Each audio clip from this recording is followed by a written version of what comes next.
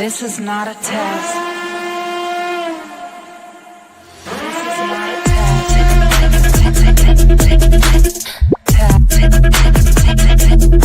This is not a test.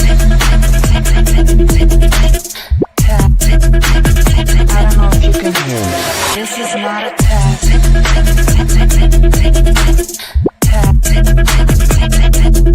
This is not a test. I don't know if you can hear me.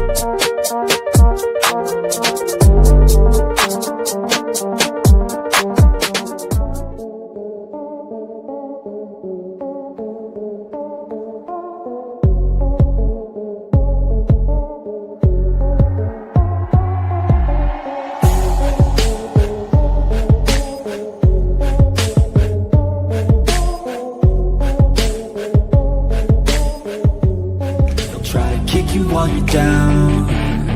They wanna rise up while you drown. They wanna fill your head with doubt. They're silently scared that you'll figure it out. I'll make it look like I'm losing, won't bother hiding my bruises. And when they finally think you're wounded, then it's your chance to be ruthless.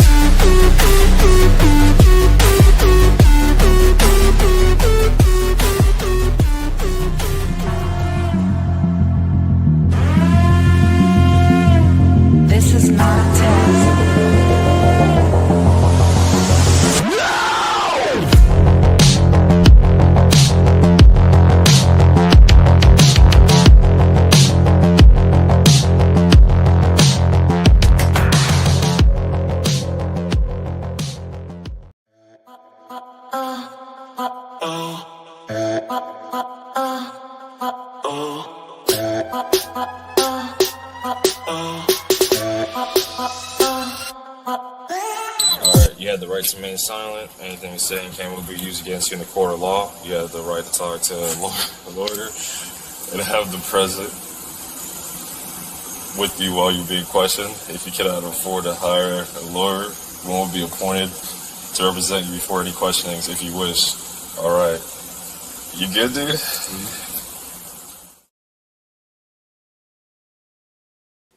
Good evening. Today is Wednesday, May 13th, 2026. It is 7:36 Central Standard Time. Are you good, dudes? Everybody I'm good, dude. You I'm good, dude. Welcome again. Rubber Ramada in the house. The duck pond is hanging out with us today. Yes, ma'am. Hello, everybody. Let's see who we got. Cindy, thank you for coming in. It is so good to see you. Hi, beautiful people. Clover Stitcher. Hi, y'all. Y'all. I say y'all because I'm from Texas. So that Yeah, sounds we good. just y'all it. Southern Cats, nice to see you. Thank you for being here. Teresa, welcome in. So good to see you. Rubber Romano, so good to see you too. And Nightbot, thank you very much for letting us know how things are going. So tonight we're going to continue our clavicular. Today we are going to be Maxing. I'm here lurking while working. Your poet didn't know it, Tracy. So good to see you and thank you for being here. I really, really appreciate you. Let's see. Get down here. See Mastiff, I'm here. Rubber Ramada. Thank you, see Mastiff. Always there. Mustang, good to see you. Thank you for coming Mustang in. always popping up. Always. What's everybody done today? What's everybody done with their Wednesday? What'd you do today, Rubber? Wednesday, let's see. I woke up, I did the doctor thing, I had to deal with the dog thing, I had to deal with the mom thing. I took a nap, got the hubby off to work, took another nap, and here I am. Very good. I mean, that's I not what managed. it I'm is. here. I mean, I summed it up in less than 30 You seconds. coped. I coped. That's a word I learned today, coped. Yep, that you coped, girl. I listened to Clavicular today. I watched the Clavicular stream. Don't tell that one. Don't tell it yet. Don't tell it. Oh, I'm just saying I learned the word cope today. That's awesome. So I feel like I accomplished. Okay, that's my accomplishment of the day. I learned the word cope. There you go. No spoilers. Hey, Orange Rose, so good to see you. Teresa, you cooked brown rice and split peas. It sounds delicious. Cooking. If you didn't order out, then what are you doing? Cooking is just a cope, Teresa. So, what we were originally going to do, we're going to go through the back end of some of his other legal troubles. But then I recognized last night going over the live that there's still a lot of people out here that don't even really know this guy. So tonight we're going to go through Clavicular's 60-minute Australia interview.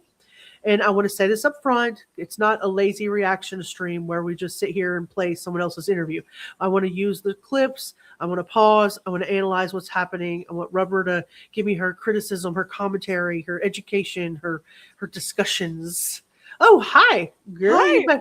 You better put a shirt on. I'm kidding. I have a tank top on. I'm good. I've not got I don't have pancakes hanging out or anything.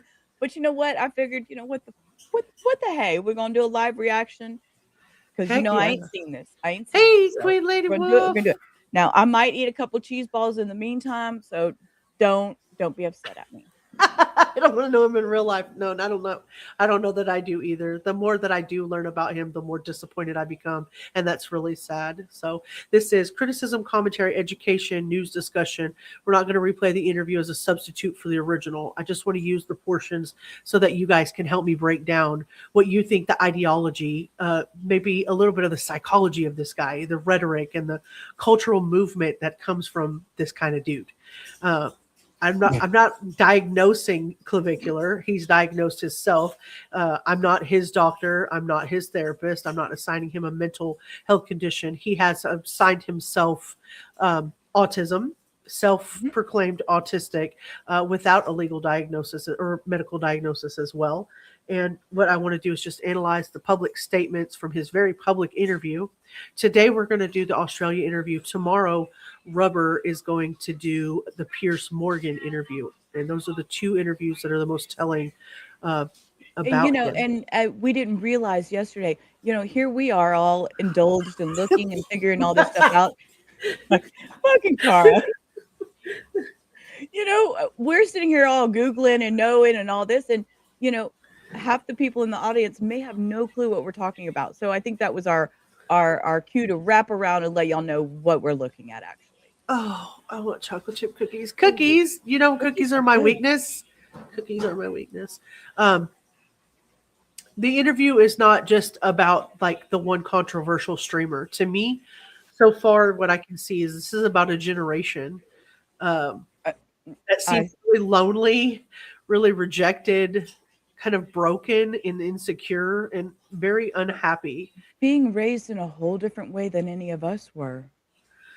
Yeah, we're Jester Maxing. There you go. Jester Maxing. Mo, she's like, oh no. Oh, Pierce Morgan plays his own words and hands him the how-to. And I have not seen it, and y'all know me in raw rubber reactions. So it was, in my opinion, the interview in itself was good. I don't have an opinion on Pierce Morgan one way or the other. I have not watched much of his content other than that interview. So if there's an overall, oh, he's a joke or a jerk or whatever, in this interview particularly, I found he pulled out a lot of things from Clavicular that you're not going to get to see with this gentleman, who also, for all intents and purposes, has mogged the hell out of Clavicular, in my opinion. Let me get back in here. I'm with Seamastiff. Wherever you are landed tonight, please help us out. Strike that like button, and thank you. Thank you very much for that. Yeah, we're just Jester Maxing. Anyway, like I said, I think that some of these kids feel rejected and broke and insecure and unhappy, and I don't know why or where that came from. Yeah. I don't know where it came from. Where it came from? I don't know either. I don't know if the answer is not connection or therapy or community or maturity. I don't. In his opinion, Clavicular's opinion is you don't fix your missing, lonely, rejected, broken, insecure, unhappy self by securing connections in life or getting therapy or finding a purpose, finding a community, or even maturing. He finds it by telling us to fix our face. That's pretty bleak. Yeah. It's a bleak outlook. Fix your face. That's how you do it. So we're going to go clip by clip and, just analyze what we got here. Okay. All right. Pierce is hit or miss, in my opinion. He does do good interviews. So what he says is that he says he has this thing where he just plays their own words. And if he does that, or he takes their own words and spits it back at them and asks them, hey, why did you say this if you didn't mean it like this? Well, not to go down that road, but there was some controversial stuff with Pierce during the P. Diddy days when all that was going on. So I think that may be where Cindy's sitting on. There was some controversial stuff. So gotcha. Might be something we should look into someday. I'd love to hear about that or about what happened. Yeah, he had to do a public apology. Did he? Yes. Did he? Yes. Play on words. I didn't mean it that way, but okay, there we go. I just don't want to get taken out at the knees on this one. I don't think that we will, as long as we pause and we do our fair use, but I think we're going to leave it like this because I think I like to see the little gesture in the back, little play on words there. I also have the transcript up here for anybody. I'm not going to put the closed caption on tonight, but if you need anything, you can't see it or you can't hear it, just let me know. George Carlin said back in the 90s that we're raising a generation of pussies. Was he talking about my generation, though? Because I'm talking about his grandchildren that didn't exist yet. That's hilarious. In some ways, that's hilarious. All right, let's get started on the first part. All good? Ready to go? Great. Okay, no worries. Well, Clavicular, thanks for chatting to me. Yeah, no problem. Thanks for having me. What do I call you? That's my first question. You could go with Clav. Do you go by Braden anymore? Haven't heard that one in a while. What the heck? He's only 20. What do you mean I haven't heard it in a while? Oh my goodness. Okay. So the kite opens with the interviewer asking what to call him. He says Clav is fine because that's what he goes by, right? And says he's not heard Braden in a while, and explains that my mommy calls me Clavy. Cara, I'm not going to make it through this. You are my generation. Was he talking about us though? Guys, do you see this? I'm going to put it over Clav's shirt. Can you see it? You can't see it. You can't see it. Okay, you guys can see my alligator. George Carlin is my parents' generation. So, yeah. 100%. You know. He acts like everything's an insult. So this will be the first time some of you are actually hearing him. And I remember that last night we just talked about what he did, but we didn't actually see him. And we didn't actually talk. We didn't actually hear him talk today. Spill the beans. Yeah. Don't spill the beans. Don't spill the beans. Okay. Well, long story short, I guess what he was on, he was doing an interview with Logan Paul today. And they did totally make him look like a fucking clown. But I'm sorry, they clowned him. I didn't see the actual interview he did with Logan Paul. I saw all the background noise. Oh, you saw with the brother, with Jake Paul, and the rest of that crap. Yes. And Tekashi 6ix9ine was there again. Yes, and I have that recording. Oh Lord, girl. Okay. So I'll send it to you later. All right. Why not? I would just say that I kind of like to keep my personal identity a little bit, not necessarily private, because pretty much all my information is doxed out there, but it's sort of a new era in my life with all the content I'm doing. So it doesn't even really feel like when I hear that name anymore that it resonates almost in a way. It's interesting you say that, because the fact that your life's changed is putting it rather lightly, isn't it? First of all, may I just say, this interviewer to me is much better looking than the 20-year-old Clavicular. Right? That's just my opinion. I agree with you. I totally agree with you. He's totally Mogging Clav. That's my opinion. Okay, Mog. Here we go. Yeah, Mog. Mogging.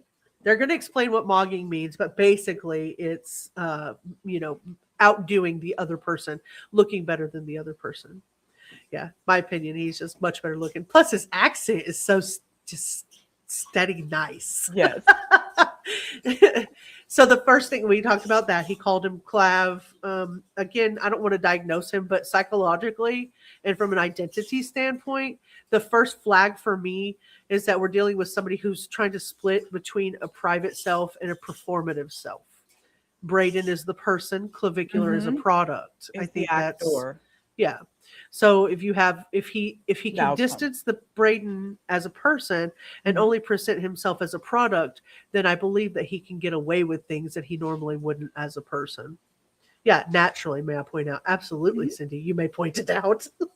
When someone becomes extremely online, especially when they're really, really young, I think that the line, and we've seen this in the drama sector, in the 90-day community, and lots of other, the traders community. I don't know if you guys have seen that. The traders community is hilarious. But the line becomes skewed very fast. It just collapses. So your username starts as a branding, right? Clavicular is the armor.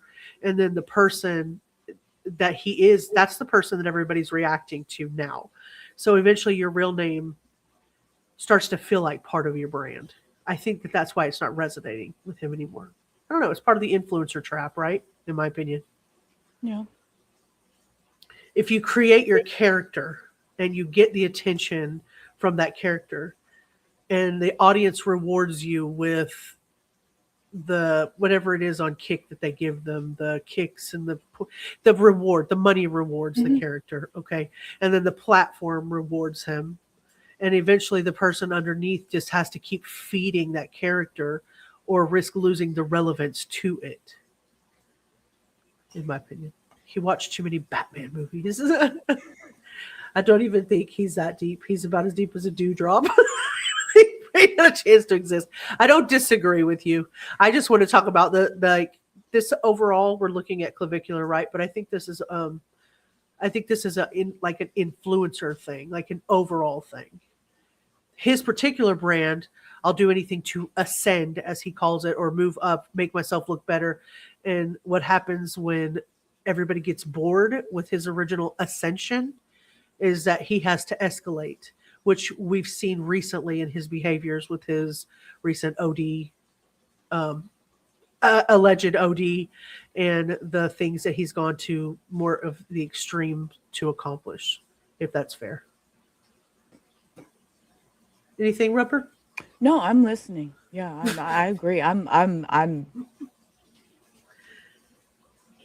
just thinking about what I watched today. I'm sorry, I'm listening. You're almost Whirling. deep as a. I'm squirreling. My okay. You don't have to be good. Don't be good. It makes it boring. No, don't be good. Don't be good. Look, I turned my damn camera on and I'm in a tank top. Okay, no She tells makeup. me- How good do you have to? Yeah, Right? she tells me before the stream, I'm not gonna do. I'm not gonna do camera I'm not today. gonna do the camera, and I'm like, I'm thinking to myself, yeah, right. Yeah, right. I know. The only thing about him that ascended were his nuts back up into his body. Oh my God! Wait till I tell you what he does with them. Well, with his shaft more than his nuts. No. I've got to tell them. I've got to tell them. We're not going to tell you now. Let that be. Maybe I'll let you guys go look and tell me what you know that he does with his shaft while driving. We could be grifters. Hey, dude, I don't have monetization. I was gonna do that little fun thingy where so many don't. Okay. I'm sorry. I'm just being a bitch. I'm ashamed. We're gonna grift y'all for Anybody who finds it, put it in the chat. What is There it you that go. what is it that Clavicular does with his shaft while driving? Flaccid, I might add. All right, we'll move on And from he doesn't that. drive a stick shift. Oh, I don't know that he knows how, but I'm not going to ask. I was just. Are you a different person in your personal life than the person we see streaming? Just sort of, kind of, like, with all of the relevancy and just the fact that I can't even really go outside anymore without like security teams and stuff. No, it's a different lifestyle, but I'd say I'm generally the same person. We've watched his streams. There's very few times where I think that he actually needs the security, but there are some times that he does. Mm-hmm. But I mean, I've seen him go out on stream without his security. Look at his smug little face. But he like brings it on himself. It seems. Yeah. Okay. Yeah. Okay. All right. Just a different mission, I guess you could say. What is your mission? I think that young men are arguably living in the worst dating market that has ever existed, with how bad hypergamy is, with a lot of the tendencies of modern women. So I would say it's kind of my mission to not only raise awareness to this, but sort of bring about a solution instead of just the typical red pill complaining and that sort of thing that you see. I knew this would happen. I'm struggling to understand exactly what you mean by any of that. What is your opinion of women? Woo, girl. So he describes his mission as raising awareness about what he calls the worst dating market for young men and points to hypergamy and modern women. I don't even know what that word means. Hypergamy and modern women as the issue. Hypergamy. Let's look this up together, chat. I'm not even. Hypergamy or research. marrying up. Oh. The practice of seeking a partner with higher social, economic, or professional status than one's own, historically rooted in women seeking financial security, is often discussed in modern contexts as a strategic, sometimes controversial approach to relationships that have been interpreted both as a practical survival strategy and a rigid, stereotypical mating theory. Well, okay. Wow. Peer groups and media often emphasize the benefits of securing a partner with a higher status. So status maxing, girl, you got to be status maxing if you're going to, status maxing. Okay. Okay. Oh, shallow as more fuck. than an edible. Shallow as fuck. So the ideology is entering the room, in my opinion. Hello, Meghan Markle. Does he hire those people to hound him? He might. It's not marriage material. No, absolutely not. Oh my Um, goodness. Notice how quick the conversation moves from who are you to how society is broken because of women's dating choices. Did you see how it's our fault? See, that's what he calls a common manosphere structure, and you'll hear him say that word in the current manosphere. First, identify a pain point. This is my opinion. Like I said, loneliness, rejection, feeling invisible, not getting matches on Tinder, feeling undesirable because you got pimples on your face, and then you have to give your pain an enemy. Okay, this is just a psychology part of it for me. You have to give the audience a system to explain your pain away. And then you have to sell that solution, which is what he's doing. In this case, the enemy is going to be female hypergamy. The system to fix that is to Looksmaxx.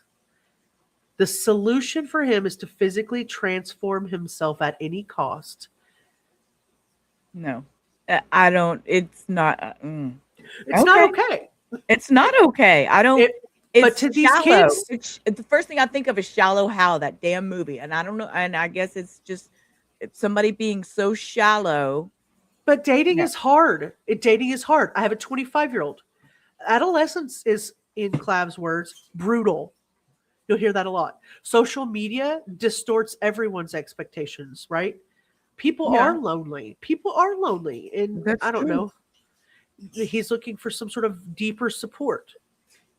He thinks he's losing because of his face, or that women are biologically wired to reject you because you don't have the face of a model.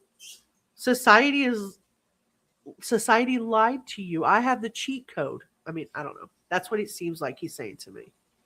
I think it's dangerous. Yeah, definitely. We've already reduced the human relationships, like the way that we interact with one another already, right? Mhm. The human relationship, the ranking system on how we view each other in a worldview. Right. You know what I mean? Right. A woman rejects you. One woman rejects you, and that's proof. Yeah, and yeah, again, and this goes to the women degrading other women, talking about their looks and judging each other by looks.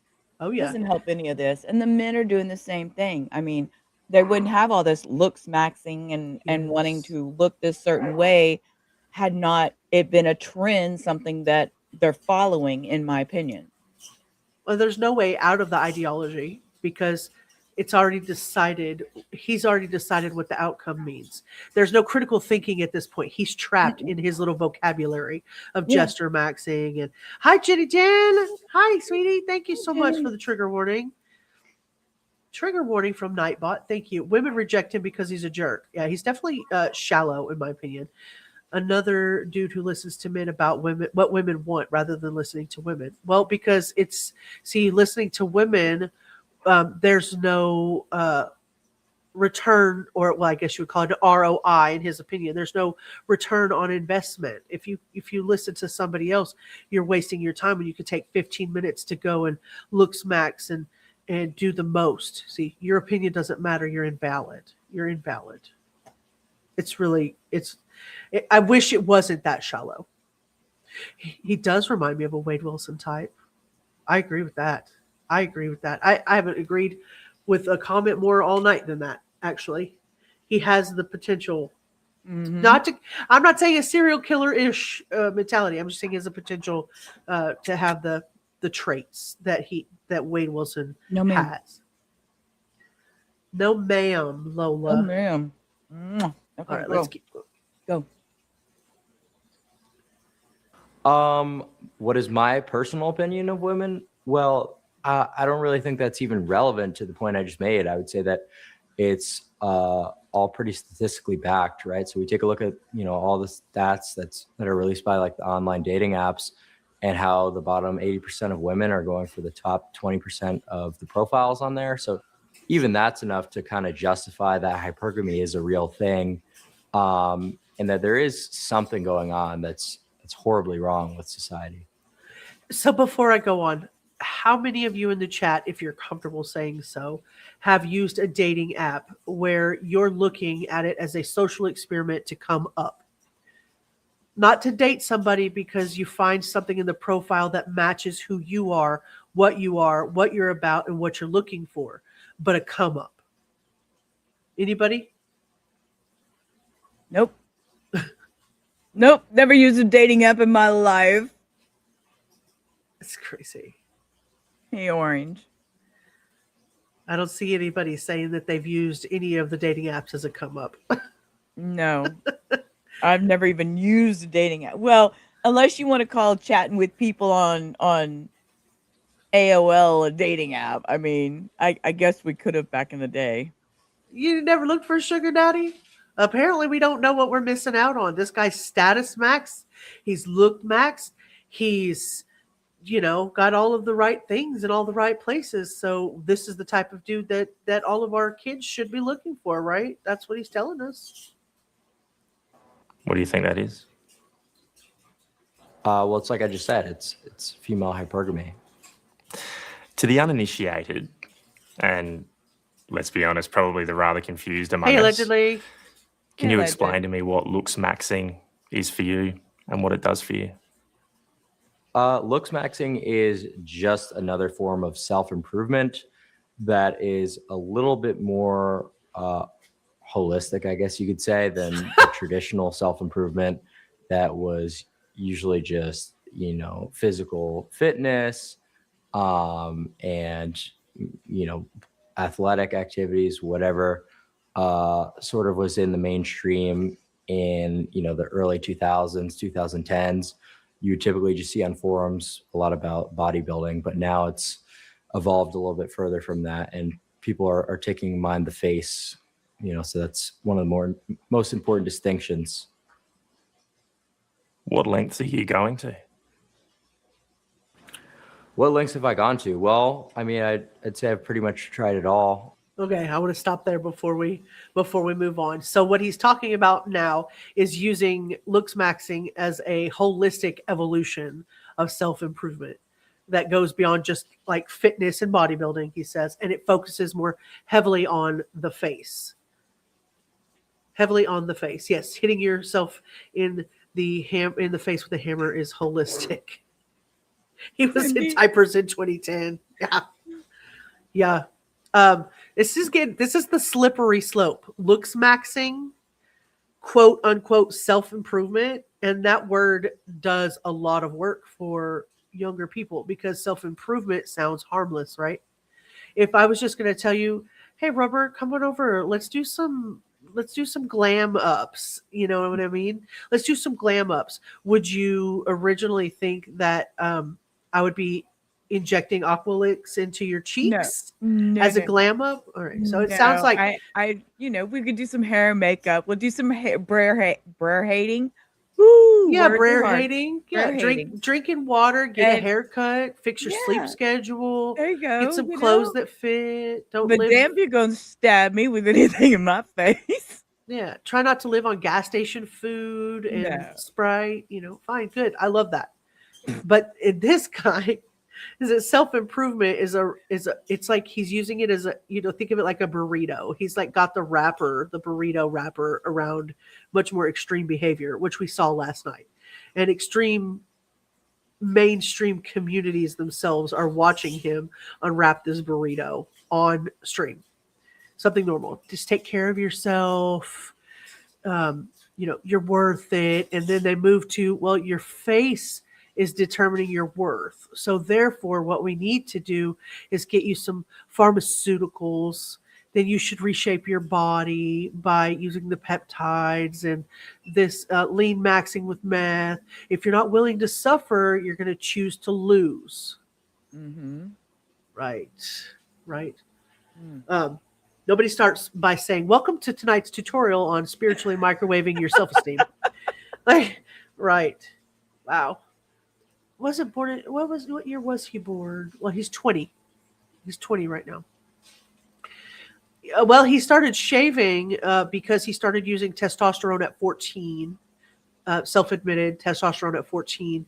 So I'm assuming that he had to shave, earlier than most boys of that age. I don't know if you guys can hear it behind me, but this dude outside is working on his fucking moped, and it's like brum, brum, brum, behind me. Like, Can't hear it. Or at least I can't. I don't have on headphones, so I'm gonna save that. If I ever talk to Clav, I'm gonna be like, "Thank you for your tutorial on spiritually microwaving my self-esteem." Thank you very much. All right, let's see what kind of pharmaceuticals and testosterone shit this guy's done. I haven't had plastic surgery. What lengths are you going to? What lengths have I gone to? Well, I mean, I'd say I've pretty much tried it all. I haven't had plastic surgery, but just about everything else in terms of biohacking, right? So you can really do a lot for your looks with simple pharmaceutical intervention, right? So stuff like TRT, stuff like taking an aromatase inhibitor so that your growth plates stay open longer. All these sort of things, if done properly at certain parts of your life, specifically during puberty, you really can sort of overcome a lot of your genetic limits, I guess you could call it. You promote what some would consider rather extreme methods, though. All right, I don't want to get into that one quite yet. This guy really thinks before he asks that question. He's like, let me make this perfectly clear how I'm going to ask this question. Well, and Cara brings up something very valid. He has a meltdown on one of his lives because they forgot the cheese. No, they put cheese on his McDonald's hamburger. He doesn't eat cheese. He doesn't eat cheese. Don't like it. Doesn't care for it. And so he gets that cortisol spike and fucking flips out. Him and Androgenic, and I believe even Drago all flipped out about cheese on their burger. So, wow. I mean, it's a valid point. The guy's got to be very careful the way he words things, because this dude's just going to walk out on him otherwise. He's just like, that's it. Is he known for walking out on interviews? Yeah. Oh, yeah. Okay. Yeah, you don't frame things. You don't turn him into a jester, or he's just going to get up and leave. Ooh. Yeah, we'll see a couple of examples of that on our third episode, probably. So right here, the interviewer is asking him about the different things that he does, and he says he starts taking testosterone at 14 and anabolic steroids, using that as a cheat code. Testosterone at 14. 14. This is not an adult making an informed decision after all Where of is these he years getting it from? Amazon, internet. He'll tell you. Amazon, internet. Okay. Wherever. Underground websites. It's crazy. I mean, he's had no medical consultation except for his books that he's read, which self-admittedly he studied and went on to forums, primarily bodybuilding forums. You'll hear that in the Piers Morgan interview too. Originally, it was bodybuilding forums that he went on to and was trying to educate himself and learn about the different structures and the DNAs of the medicine and what it would do if it, got into a system. But the logic is not. Mexico could be. I don't know. He calls it efficiency, because to me the logic in his mind is not, hey, what is healthy, what could be age appropriate. What are the long-term risks? I'm 14. What's going to happen to my dick after 7 years? You know what I mean? Yeah. What's going to happen to my love life? The things that most people like at 14, he's probably not thinking about anyway. He's just thinking about what his face looks like. What's the most efficient route to the result I want? And that's what he's doing. And that's the most dangerous thing that he could be doing. Yeah. And again, that's just like people wanting things done, going to different countries to get other procedures done because they can get them done faster and cheaper. And that's just not. Yeah. And everything is a variable. The question is like, what are you willing to sacrifice for the output? Like for him, his fertility, it's a variable. He doesn't care. His pain, it's a variable. Hormones, food, sleep, his face, it's all a variable. once everything is a variable, what are you willing to sacrifice for the output that you want? And he's willing to sacrifice everything. Yeah, but Cindy, if they, God, I don't like talking about people's diagnoses, but if they do diagnose him with being autistic or on the spectrum or anything like that, then I think I've heard him mention, and don't quote me on this. You'd have to and find that's why I it. didn't want to I talk think about. it's self-diagnosed. I don't think he's You been think medically so? diagnosed. He says that he's looked on, again, forums and this, that's, and the others, and he said he wasn't formally diagnosed, but that could have changed since. I'm not, Cindy said, I have to respectfully disagree. At 14 years old, boys primarily think about dick and how to get a girl or a guy. I mean, I don't disagree that it's a thought process. Right. I don't think it was as important to him as a person, because I think it's just a means to an end. Yes, he thinks about getting the girl, but he's not thinking. Did we know what his parents did for a living? Yes, we do find out. Okay. Both of them were in bodybuilding, I think he said. I can't remember for sure. Let me look real quick. Did you say bodybuilding? Well, no wonder he's so stuck on his look. Yeah, they were Kenneth is a businessman. Lauren's a former bodybuilder. I told you they were out of Hoboken, New Jersey. So his parents are. I heard that. I didn't hear you say that. Yeah. His initial intervention is when Clavicular or Braden began injecting mail order testosterone at age 14. His parents discovered the supply and trashed it. You'll hear that in Pierce Morgan's interview. As of April 2026, his family was very concerned about his potential overdose, including his partying and alleged drug use. A reported attempt by his father to intervene in Miami failed by the influencer's hospitalization. Obviously, he did end up ODing. And his mother, she's a former bodybuilder who has a home gym, and the family is described as affluent. That's what it said. So I'm not 100% sure. Not 100% sure, like what they what they think of the whole thing. I know that you could see online whenever we watch the streams that he seems to be disappointed that his dad didn't show up at the Bacara opening. When he first got the club, he did basically say, "Oh, Dad was supposed to be here. He didn't show up." So, that's totally to me, that was telling. You see a couple of other scenes where they're like, "Oh, do you want to call your dad?" And he's like, basically, Dad's holding my phone number hostage. He was disappointed in that. And they said, "Why don't we just go get you another phone?" And he said, "Well, then I might lose all of my contacts." So all of his, people that he's met over the last couple of years, or the last year, at least the last 4 or 5 months. So yeah, body dysmorphia.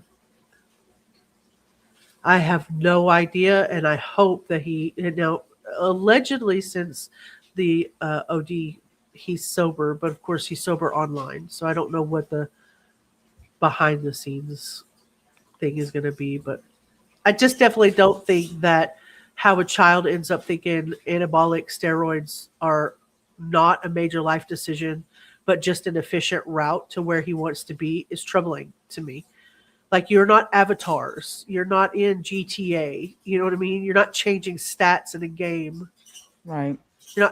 You are hacking the system in a way, but you're hacking the system in a way to get, like Jenny Jen says, immediate results with no thoughts of long-term effects. 100%. Can you take me through in detail what your routine is and what you've done from a young age? Well, my current routine, just run you through sort of a list of like my stack, my protocol. That would take a little while. I mean, it's like, do you want me to send you a PDF? Because it's just smart ass. A lot of people ask me that question, and like I don't really think they realize like how long it would take for me to just run through a list of like a million pharmaceuticals. So before he goes on, I know he's being a smart ass right there, but I think it would be a very easy question to answer instead of saying, I don't really want to give you a list of pharmaceuticals because it would be bad for my image to put something out there and you not know how to use it and you die because of it and then I get sued. Right. You know what I mean? It would have all right. been a whole lot It was easier really for me to rude say how he that. said that. Yeah, idiot. Moron. Let's just say it's a lot of biohacking, and I wouldn't really want to, just say things without specifying what they are, what they do, the risks that come with them. Because if people just come on and watch this interview and see this crazy stack of pharmaceuticals, they might assume that you're crazy for one, and also if they try to replicate that without a really comprehensive knowledge on like how to use them properly, how to mitigate side effects, it could actually do them a lot of harm. Well, you should have just said that from the beginning. Lord. And it's really funny. They might, does he say, if people just come on and watch this interview and see this crazy stack of pharmaceuticals, they might assume that, you're crazy. You think? Well, you think? Yeah, throw the voodoo dolls at him, Jenny. That's a lot of words for. I wasn't expecting this question, and I don't know how to answer it. I just do things because it sounds cool, right? It is very dangerous without some close monitoring. I agree. Oh, well, let me ask you this then. Can we run through a few things? When did you start taking testosterone? When I was 14 years old. 14 years of age. Mm-hmm. What possessed you to start and doing he's that? only 20. Yeah. What possessed me to start doing that? Well, I would say that one of the main reasons I started was a lot of people on forums and were sort of talking about this. And just from the objective point of view that there's no reason for me to go to the gym and work out in any way other than the most efficient one, and that was with anabolic steroids. So it's sort of like a cheat code. And that's how I thought about it. What about bone smashing? I've heard you speak about that. What does that involve? Well, it's exactly how it sounds. I mean, you're just creating microfractures in specific areas of your face. And the idea behind it comes from Wolff's Law, right? So when you break down a bone, it grows back stronger. So you're intentionally creating these traumas, typically on your cheekbones, your chin, wherever, in order to grow your bones. Dude is making fucking reckless behavior sound intelligent, right? Thank you very much for the trigger warning. Like, I want to be extremely clear. Do not do this. Do not hit yourself in the face because a streamer told you it might make your cheekbones better. He's not giving medical advice beyond the obvious self-injury for his own cosmetic optimization. Do not do this. False. It's not a life hack. Don't listen to the rhetoric. Because he's not even framing as, oh, this hurts. He's just like, trying to use technical language, microfractures, bone growth. Sounding doctorish, but not doctorish. Like I said, Doogie Howser wannabe. Atrophy. Like, come on. This is the way that people sanitize harm. That's how you clean up the bad. Mm-hmm. That's how you clean up the crime scene. If you call it hitting yourself in the face, that sounds pretty fucking disturbing. But if you call it, I'm creating microfractures for facial atrophy, it's like, huh? Yep. It sounds like he's doing some sort of a protocol. It's pseudo-clinical language, but okay. That is dangerous pseudo-clinical language. Glad you feel intelligent there, Bubba. I'm not feeling quite very intelligent right now watching this. Losing the brain cellulars. It's because we're gesture maxing. They're leaking as he talks. We're gesture maxing. And meth. I've seen you say you take meth. Do you do that for your appearance? Not anymore. I have previously. When was this recorded? Yeah. Why would you do that? It aired on April the 12th before his alleged OD. Mm-hmm. Yeah. Usually his interviews, if you've watched, he does the interviews and then they get him out usually within like 3 days because he's lying, Cara. This is where everybody should stop. Like, when someone's talking about using meth for appetite suppression, we're not in a fitness culture. You're talking about This is extremism. That's body control extremism, in my opinion. Yeah. He says he's not. I'm not saying he currently does this. I'm going to go by whatever the interviewer, said in the transcript and discuss it as past tense. But the mindset that he had mattered, right? Because appetite he's just, psychologically, this guy gives me a headache. Appetite is your enemy. Hunger is a weakness. You know what I'm saying? Like, he's trying to override every signal that his body gives him and put the most toxic things into his body to get an extreme appearance. You don't learn to trust your body like that, especially not at 14. You don't even know your own body, right? And here I go back to the mental health of the parents that's allowing him to do this. I mean, I keep why is this being allowed? And you can't say they didn't know. And it's self-destructive. Like, Very. He's poisoning himself, in my opinion, as being very disciplined. I'm looking at it as you're being self-destructive, because a healthy routine is what should make your life better, right? Mm-hmm. A healthy routine, not meth maxing. Smaller meals, I don't know, maybe a smaller social world or a smaller emotional range for somebody. I don't know, maybe, I don't know. I just don't feel like how this is going to give him freedom in the long run. I don't know. Yeah, hunger is weakness. It's our future. People are looking up to him. I know.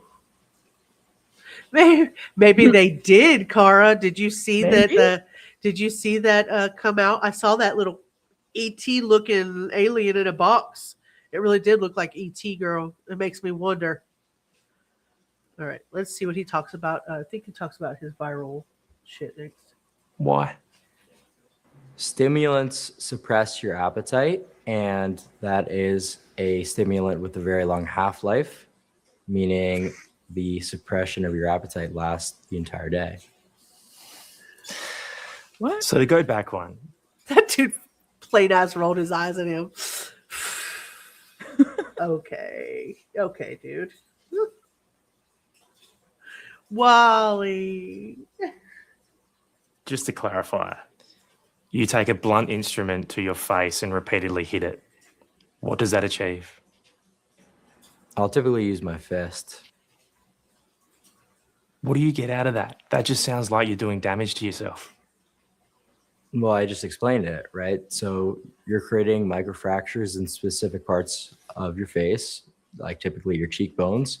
And according to Wolff's Law, it'll grow back stronger. So let's look that up. Did he say Wolff's Law? Law. Like, oh. Okay.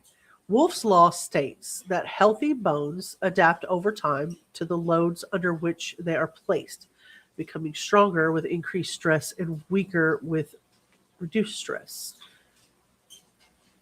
Developed by German surgeon Julius Wolff in the 19th century, it described bone functional adaptation, where bone structure remodels to match its function.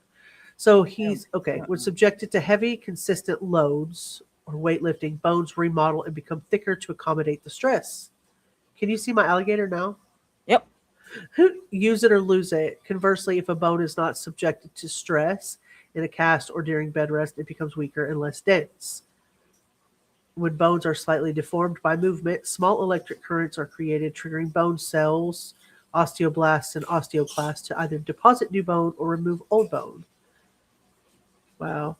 Okay. Wow. Physical therapy after a fracture works because targeted exercises place stress on the mended bone, stimulating it to strengthen after immobilization. So I get the overall picture of what he's trying to portray, but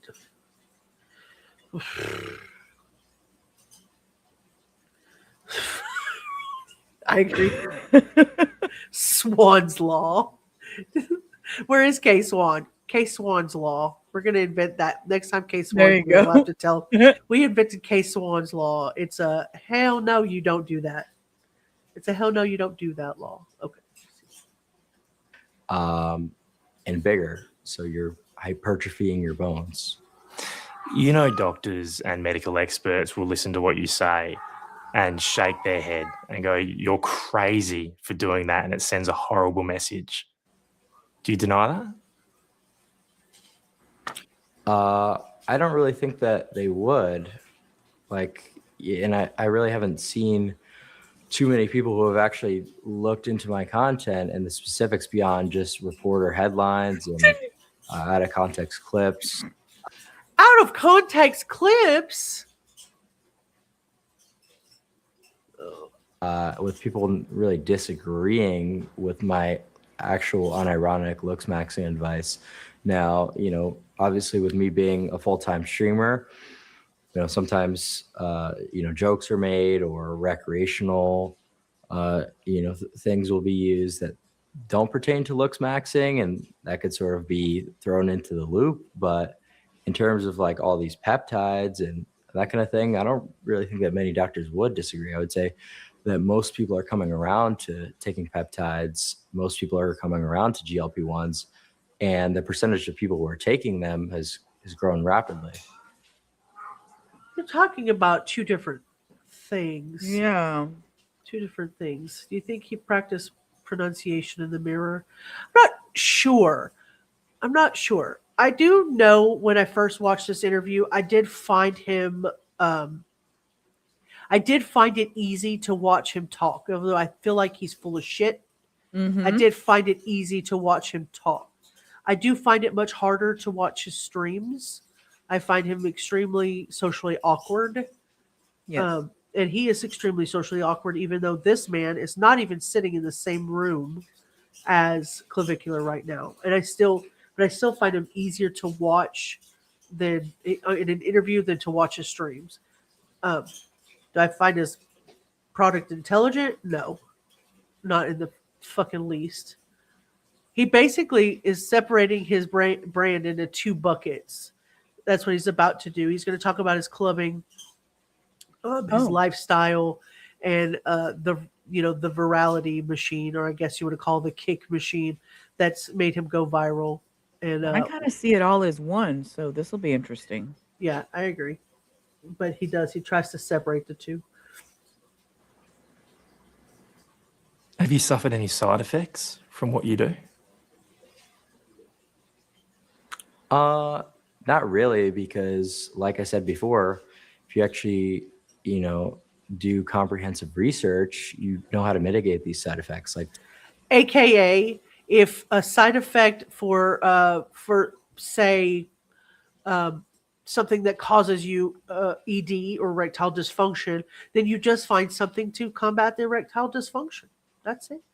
You just got to find whatever the side effects are, and then cover more medicine on top of that and add more medicine to the side effects. Duh. Yep. Duh. Dude's a meme. He really is. He's a meme. And what's going to happen when it's no longer popular, what Ollie's doing? Well, he'll cope. That's what he's going to do. He's gonna move on to something else. Okay.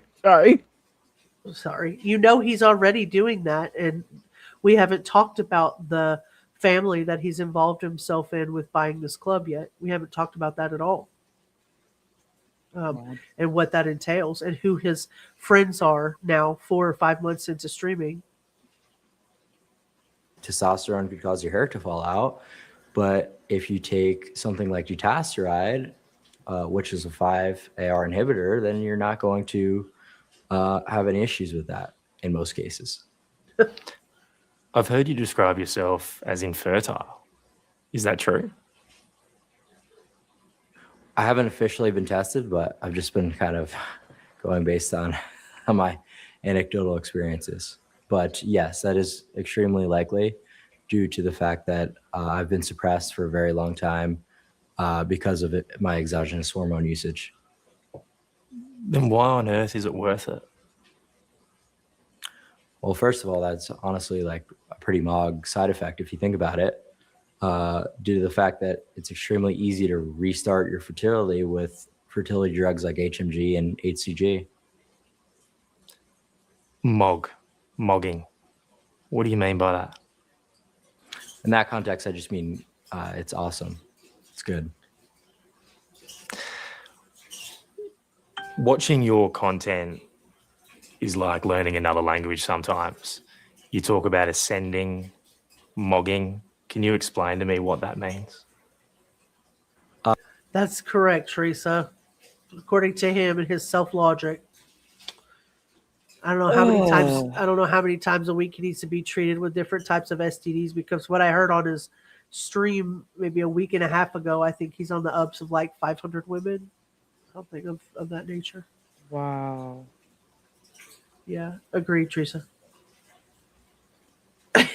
He got distracted by himself. He's pretty conceited, isn't he?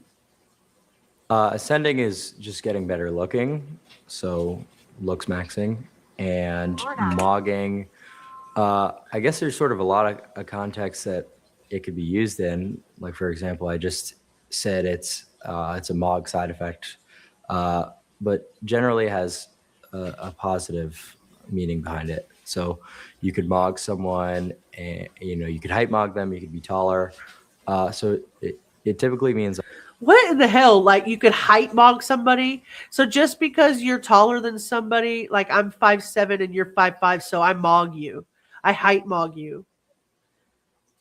Dude, I'm trying here. I'm trying not to use the language of my people and call you the names that you like to call everybody else. But really, you're acting like a fucking idiot.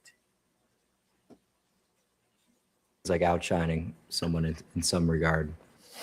Are you mogging me right now? Hell no. Well, in what metric? Any? Status mogging. What do you mean by that?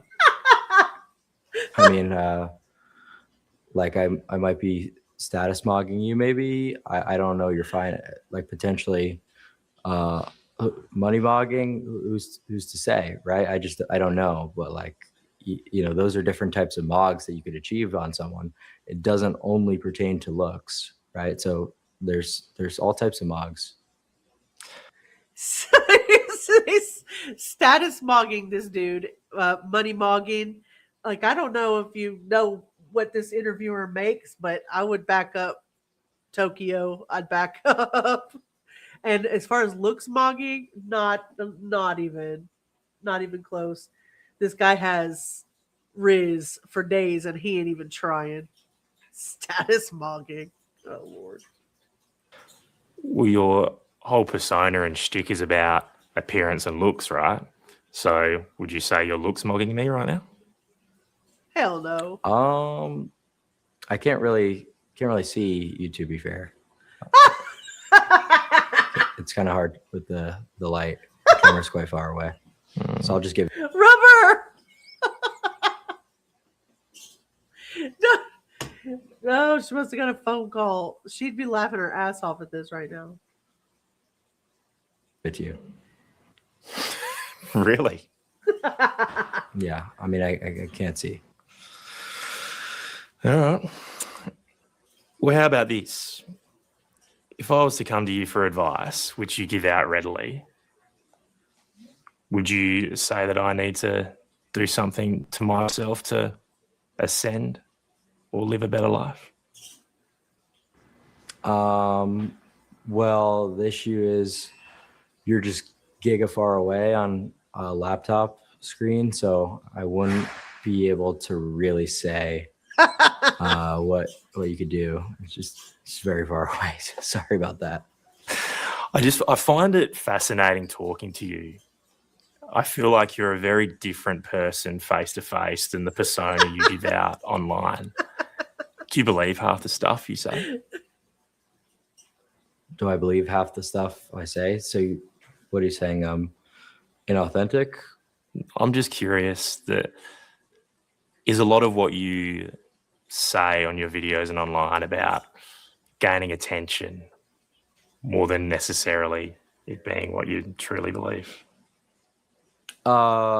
In terms of streaming, yeah, like a lot of the activities that I do, like clubbing every day, doing certain activities like that.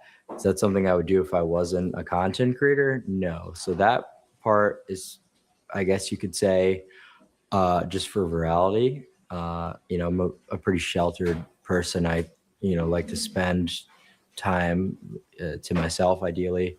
So all those experiences where I'm going out and about, talking to people, maybe that's not the most real version of myself, but everything I talk about in regards to Looksmaxxing in my philosophy, it's 100% real. Wow. So I think, I don't know, to me, that's pretty revealing. So his clubbing, certain activities, the lifestyle content, the virality, like I said, the virality machine or the kick machine, that's what he's, that's the performative side, right? And then the idea. Say that again. And this will get him. What's the end outcome? Just well, money? that's what I was telling you. He's trying to separate out the brand into two different buckets. He's saying that one of his buckets is just the performance, right? And you can throw the clubbing in there. You can throw, quote unquote, certain activities, the lifestyle content, all the stuff that makes him go viral. And in the other bucket, it's like, that's just what I do because my ideology is Looksmaxxing, my philosophy and my worldview is not gonna change. But what I do as a performer is I go out in a club and I do these certain things and I lead this certain lifestyle. But all in all, like underneath it all, I still believe in Looksmaxxing, the philosophy behind it, and the way I see the world. That's the two different buckets. I think it means that you can't dismiss what he's saying as trolling, because I think that's too easy. I think you could say he is doing some of the performing for clicks and views and money. But what he's trying to say is make himself seem more complicated, right? Like he's got, like some of the lifestyle is for the clicks, but his worldview is real. Does that make sense? Right. He's enjoying the clicks and views, but this is his actual beliefs. But you get that his performance, like the performative side of him, can spread to his audience. That it spreads into real life ideology for other people. Like it might be a joke to him, but jokes can still recruit people and normalize things that are harming other people. That's the problem that I have with him. It's not even that he has, there's two types of people, right? You are who you are on and off camera. But there are some things in private that you and I talk about that are probably more vulnerable and more open to things. And if you brought those things to your platform, ideally what would happen is they would see you in a more vulnerable light, and you could change the way they think of you and change the way you could change the way that people do things. Your advice and your knowledge and the way that you put things out on the internet changes the way that people see you and see themselves sometimes. Right. That's and true. Southern Cats brings up a great point. You're talking about the sheltered boy who is going out here and is so viral and going viral so fast that all of these people that are watching him, girls and boys alike, end up putting needles through their faces and using drugs next to him, using Adderall next to him, meth maxing with him, lean maxing with him, trying to status max with him, when it's all just based on some sort of performative fantasy. Jokes, are on in jokes and clips and live streams. Like, I don't know. It all sounds stupid until some teenager builds an entire fucking identity and a whole career online around this shit. And here, my mind. Okay, I go back to the. I'm not your father. Don't look up to me as a role model. Remember those lines of some famous people? Yeah. And they're like, I'm not the role model. I remember some basketball players coming out and saying, I'm not your role model. So here these other younger guys or younger teens, kids are looking at him going, this is cool. Yeah. Yeah. And that's not okay. Thank you, Cindy. I'm just I always love Cindy's perspectives too. I know she's sitting out I there know. with some good experience on us. I know it, And- and she still works with some of the youth of America. I'm totally out of pocket with most of this stuff. My son is closer to his age than some of the younger generation, but my nephews, I have an 18-year-old nephew. I'll keep it a buck. Almost exclusively reminds me of this kid right here. The status maxing on TikTok and trying. He's better behaved in some ways, but if he were to go viral like Clavicular, do I think that he had the potential to follow somebody like this into a dark place? Absolutely. Absolutely. There are leaders and there are followers. Absolutely. I mean, honestly. What do you think?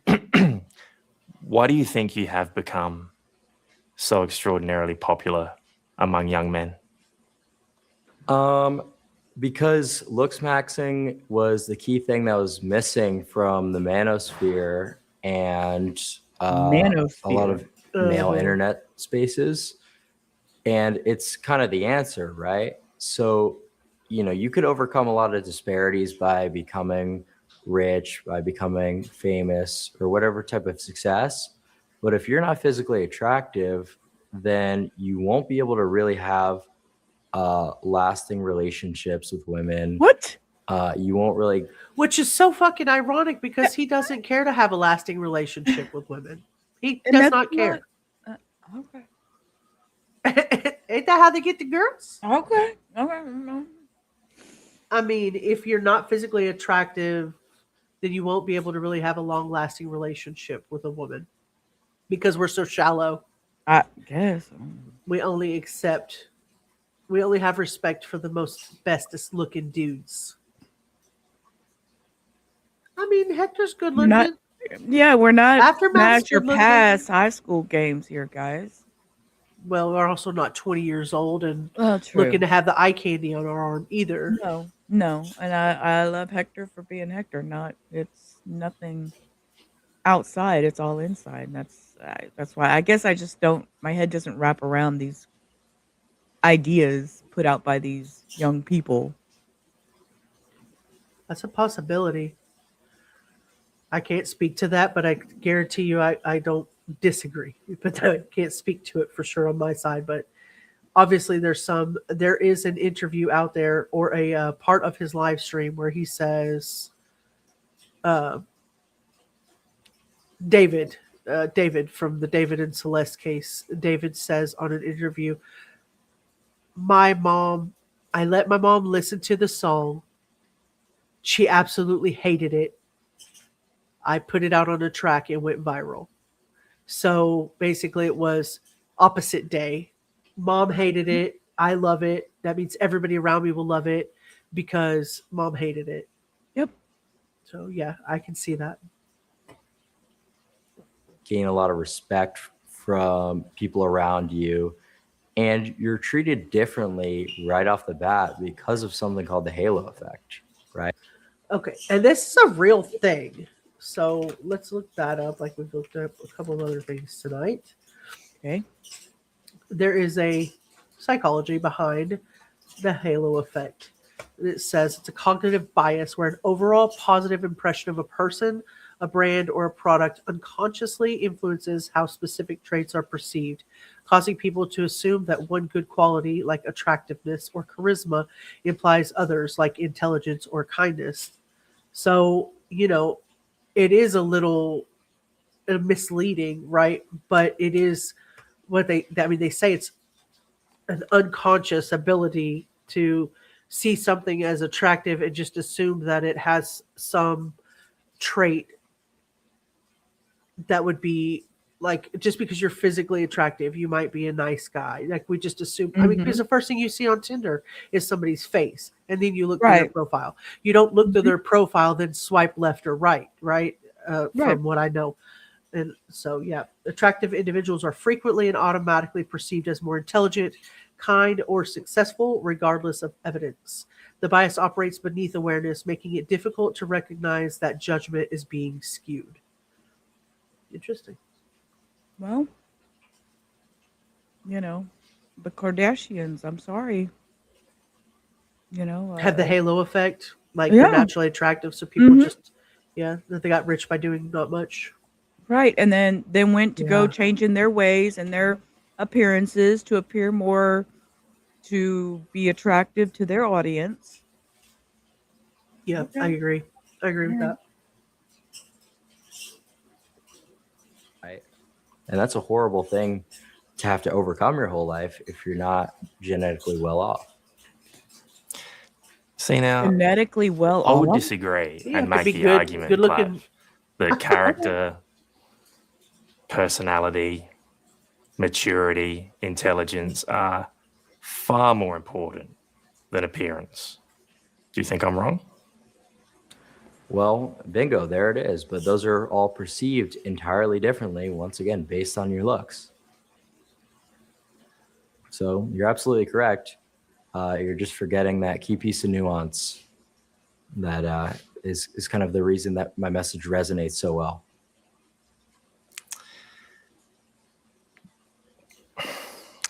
Do you think that sends the wrong message to vulnerable, insecure men? I think it's a hard thing to hear at first if you're someone who is genetically not good looking.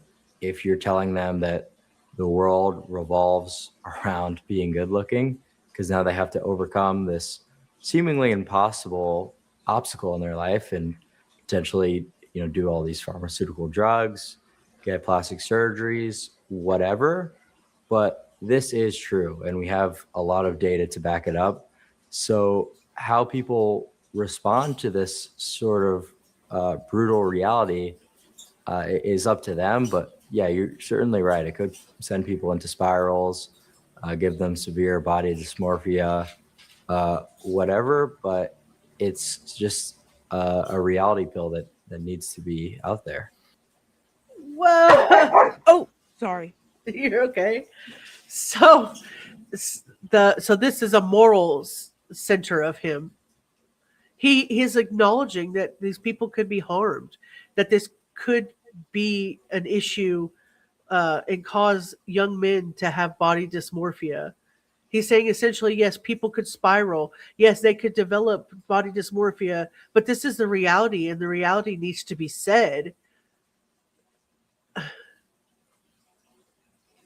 He's not totally denying it. Yeah. It's almost worse in some ways because he sees the risk and he's deciding that the message that he has matters more than the risks to these vulnerable people. And to totally, my mind went again, as a rabbit hole does, when Cindy just think of not the one above that. He fell in the virtual rabbit hole during the pandemic, and it reshaped his personality, and now he's seeking acceptance as a false leader. He actually started this when the pandemic started, so now my mind's going elsewhere thinking about everything. Yeah. Yes, appearance can affect how people are treated. Okay. Mm-hmm. Yeah. The halo effect is real. And it is a broad social concept, but it is real. People do make assumptions based on looks. Pretty privilege is not an imaginary issue. It is a thing. I hate to say the word privilege, but being born pretty is a privilege, right? You don't have to work for it. You just are. But acknowledging that appearance bias is not the same as telling people that their body, I don't know. Just acknowledging that your appearance is not the same as telling somebody that their body is like the ultimate destiny of life. Like your body is not the end all be all of everything. That is not your destiny. And I think that's all he's seeing. And he's not even talking about body. He's more talking about neck up, face, face, being taller than somebody is okay. Yeah, you can be. Being thinner than somebody, yes, you can be. But he's more just talking about, Looksmaxxing overall for him started in the face. Looks can affect social perception. So you have to just take reasonable care of yourself. But I don't think you should reduce your worth to just your face. No. Looks don't determine everything. Making extreme measures to become more beautiful isn't rational to me. I don't know. Body dysmorphic disorder is associated with the preoccupation over your perceived looks and your perceived flaws of yourself. Repetitive checking yourself or grooming behaviors, all that kind of stuff. This distress that comes with that. Only licensed people can diagnose body dysmorphia, but it's exactly what this kind of content is risking for people that are vulnerable, in my opinion. I don't know. I'm not gonna treat this as harmless content or edgy content. I don't think it's harmless. The target audience for him is not a room full of confident, grounded adults that have great self-esteem and a dermatologist, right in their phone. Right. I think his target audience seems to be teenage boys who already hate themselves. Yes. And then the women that he brings into his scenarios seem to have now become an issue. Right. These kids are already bleeding psychologically. And he just shrugs at them and says, yeah, well, you see, I was telling you the truth. This is what you got to do. Even when you tell the truth to somebody and they don't care about you, is that like you could, it's like getting to a fight with somebody and you tell them the truth about something that you don't really care, whether it affects them or not. That's cruel. Like, I don't know. I'm just not a cruel person. I just don't see. I'm not that way either. Am I boring everybody? I don't know. I just feel like psychologically this dude's got some fuck shit going on up in his head. Keep having to mute these damn dogs. They're over here having a fit. I know. I just don't want everybody to be bored. It's like I see this from such the psychological part of it is how much it affects these kids without any consequence for the content creators. Well, yeah, exactly. And the acceptance also. The acceptance to get that status situation, that status point of, okay, now I'm with the cool guy. So this is going to boost is this the halo we're talking about? Right. Well, and he's, and he gives a point system in his content that he sells on how to ascend. He has a whole page that he sells, just like Alorah Ziva that we saw yesterday sells hers for $75 on how to ascend and how to get there. Yeah, that's very true, Cindy. I mean, Looksmaxxing is not a new concept. I'm not blaming Clavicular for the Looksmaxxing movement. He's not the only one. He's not the first one. He won't be the last one. But I think him being so open to coming out here and talking about it has made it easy for him to receive criticism on the way he's acting. All right, let's see. Keep going. Yeah, but who's going to be the next? I want to be like Mike. Yeah, I don't know. I mean, there are lots of there are lots of people in the modern or whatever is already one that seems to have issues, and it does, and all that Looksmaxxing. Yeah, I don't know. Yeah, and I don't know if he's before or after. He's 18, and he's a TikTok influencer. His name is Holo, and he's got like 350,000 followers. So I'm gonna guess that he started this after this Looksmaxxer. I don't know where he got his points or his triggers, but he was arrested May the 6th of this year in Sarasota, so we should be able to get the records. He had 15 counts of CSAM. He's using Telegram to acquire and pay for abusive images and videos of children anywhere between age 6 to 15. and he admitted it on a live stream. Yeah, I His seen that part where he admitted on that live, and I was like, "What in the world is happening here? Another predator hunter type person yeah, busted him." Oh my god, y'all. his ex-girlfriend found it on his phone while he was sleeping. And so, yeah, they found photos and videos on his phone showing they were being forced into certain sexual situations with adults. Yes. So none of them looked distressed. Was his words? I remember hearing him say. whatever. And this dude Something was giving similar to that. I thought, but what is it? Ugh. The method is troubling. Yes, agreed. Clav, I don't think appearance is as important as you're suggesting. Do you think that if you were bald, if you were fat, that you would be doing this interview, that you would be a journalist? Yeah, I do.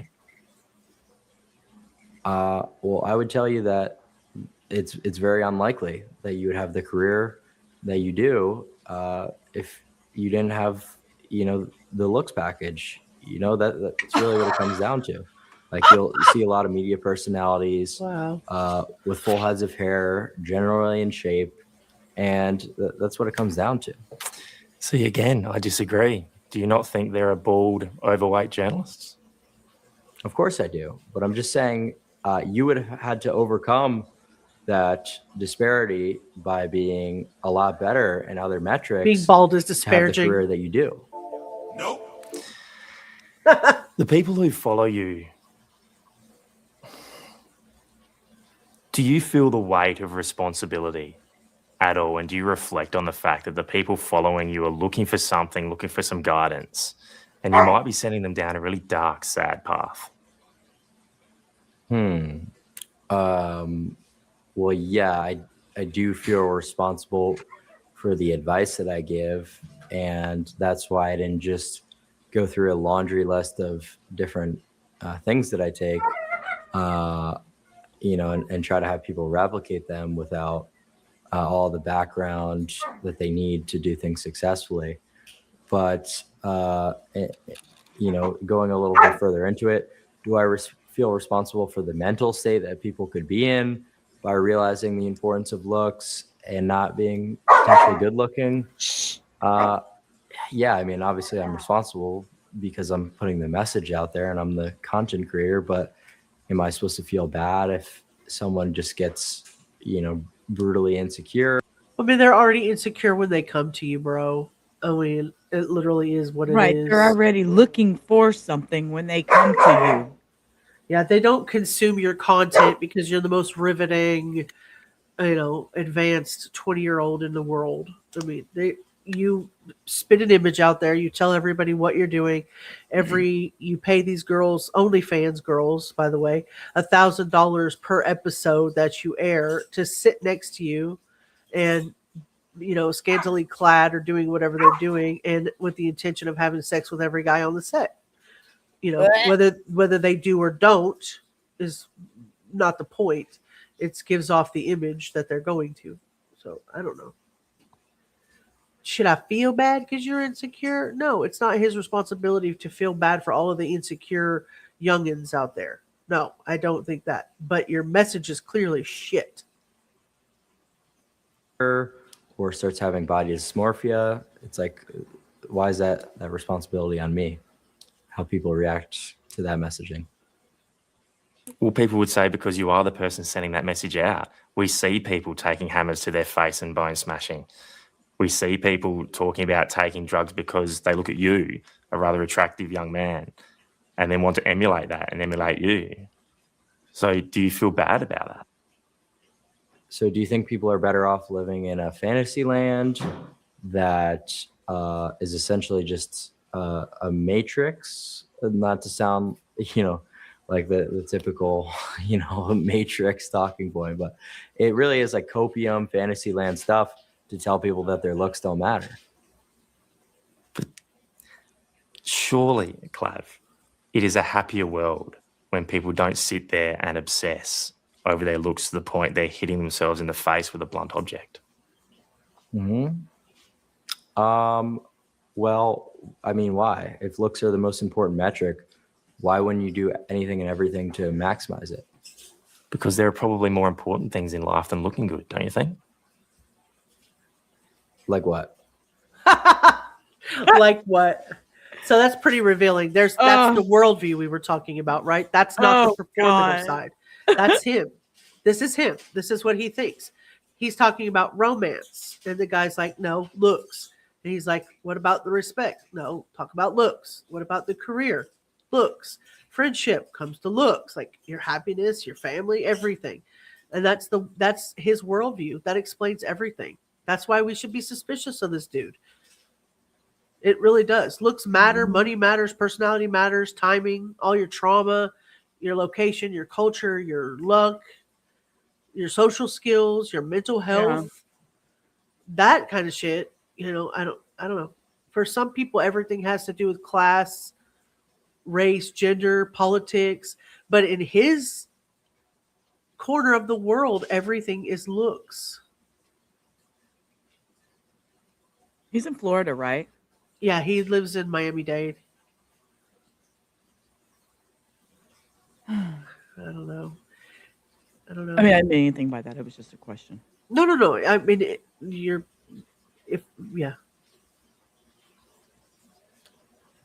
if looks is everything to him, then you're never done. There's always going to be another flaw. Yep. Yeah, ask him about his parents' looks. Yeah. I haven't seen them. I'll have to look at that. I saw his before picture too. I mean, he wasn't a bad looking kid. He was just a kid. Yeah, his childhood pictures look fine. They just look like a kid. I don't know. I don't find any of this to be self-improvement. This reminds me of like a treadmill, like walking on a treadmill with teeth. You know what I mean?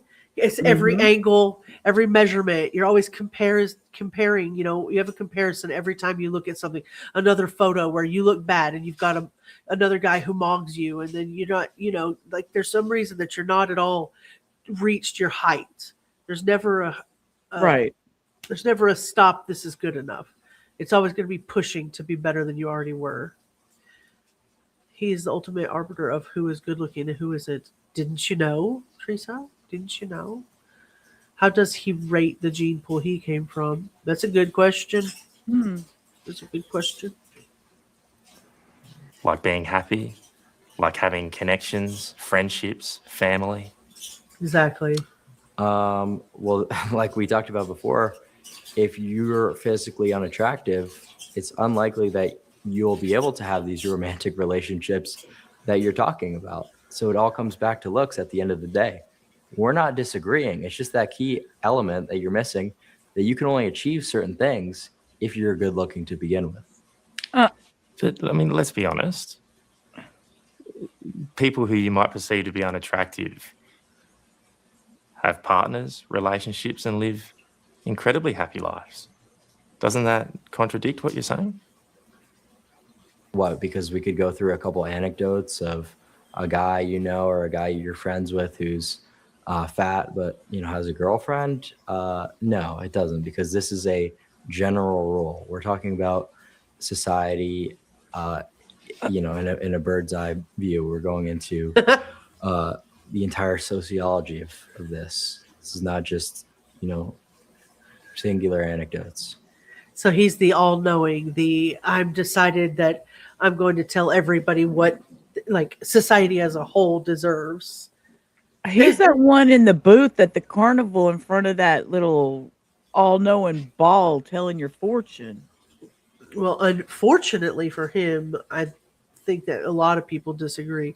I mean, especially from our generation, right? Right. Maybe not from his generation and maybe not from the generation under that, but my son's 25 and he definitely does not agree with this type of behavior. He says this is some fuck shit. This is some fuck shit. I haven't even asked Muffins. I wonder what she even thinks about it. That's a good question. Maybe we could have her on tomorrow. I'm gonna ask her. Maybe we could talk to her. Yep. I mean, she's a little bit older though. He is. He's a societal anthropologist, Teresa. I love it when Teresa's in here with us. I know that she's watching every single word and taking this in every time. Speaking of eyes, is it me or his eyes uneven on his face? Ooh, Cindy, snap, snap. Cindy's clock. Cindy being judgmental. I love it. Bitch, here you are talking about everybody else when you got an even eye space. We noticed that millimeter off. What's your motivation behind doing this? What do you want to achieve? Is this all for you about getting women? No, because there's a lot more that goes into it. I think that it's really not the hardest thing in the world. Okay, women in the audience, trigger warning. You're about to get mad. Ooh. All right, I'm just saying. Okay, I'm holding my breath. To get women through other metrics, so maybe you could, find some success in other areas besides taking extreme measures like bone smashing, like peptides. Maybe you could just have an extremely high status in your area, whatever. There's plenty that you could do. And also, you're really not going to gain much from women. I'm talking about quality of life. The way that there's plenty that you could do, and also you're really not going to gain much from women. I'm talking about. They have a spelling for this that they keep referring to, and they will get to it as a man without being able to achieve this status. They're not comparing him to Roger, Elliot Roger, but his name comes up a lot. Shut up. Yes, it does. It does. Hio, did Rubber tell you how I referred to Wade Wilson when I couldn't remember his name? No. What do you call spaghetti strangler or something like that? I was like, oh my god. She was like, and the spaghetti strangler guy. I was like, oh, I know who you're talking about. You didn't even have. Sorry, I'm over here eating. I'm so sorry. His eyeshadow is better than yours. Southern cats. Quality of life, the way that people treat you, the halo effect. So every interaction that you go into, you're going to be better off with a good looks package. So that's sort of what I'm looking for. Success of your career, everything. That's what I'm looksmaxxing for. So if you're taking all these extreme measures just for women, that might be a little bit silly, but there's just an entire, complete picture that goes into it. Are you giving women a little bit of a hard time here, Clav? I don't think so. I think if I also gave my opinion on the current state of men, that would maybe make it a little bit more fair as well. I mean, can you really blame most women for not wanting to be with this generation of men who are not financially well off, who are, typically not good looking because of hair, 2/3 of men by 21 having hair loss. I'm just going to interject something here. My husband graduated high school after the incident of 9/11 and immediately that same day marched himself down to the recruiter's office for the Marine Corps, the United States Marine Corps, and signed up before he turned 18 and graduated and went immediately into boot camp. And from there, went immediately into Iraq and served our country in the middle of war. He is a combat veteran who is now bald. saying that, to me, the status that he holds in my heart and in society as a whole is a lot more about a respect and a servant attitude and a love of country and a love of humanity and a love of freedom as opposed to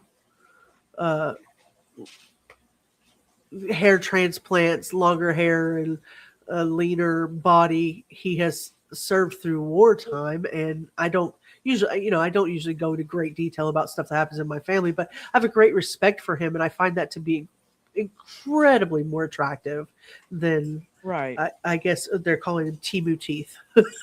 Yeah, well. Timu Teeth. I read that out of the side of my. It's not what he said, Timu Teeth, but can I add on looks package to my Timu order? Asking for a friend. I'm going to start calling him Timu Teeth. But anyway, I just find it much more attractive. Yes, he's bald. He probably has a little tummy because I feed him good. But other than that, I find him so much more attractive because he's just willing to be a servant leader, and I don't know.